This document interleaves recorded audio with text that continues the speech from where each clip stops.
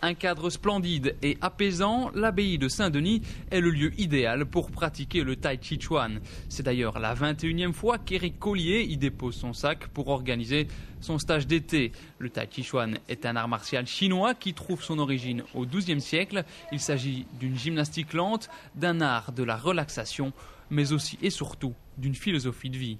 Le symbole donc Tai Chi, c'est le fameux symbole Yin Yang, et donc ça nous montre ce qu'on est en train de redécouvrir aujourd'hui, c'est que rien n'est tout à fait blanc ni tout à fait noir, et que dans le noir il y a du blanc et vice versa.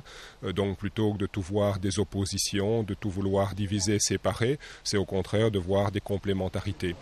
Le stage de ce week-end a réuni près de 80 participants venus des 4 coins de l'Europe et de tous les niveaux. Du débutant au geste encore hésitant, au pratiquant chevronné avec 15 années ou plus d'expérience, chacun y trouve son compte.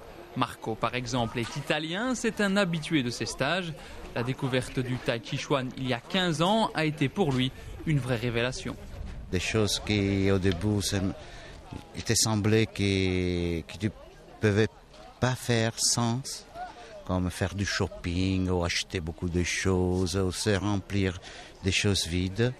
Et puis un petit peu à la fois tu te rends compte que c'est pas ça qui te donne la calme, la sérénité, la félicité. Christine, elle fait ses premiers pas. Elle n'a débuté que samedi, mais elle semble déjà sous le charme de l'art martial chinois.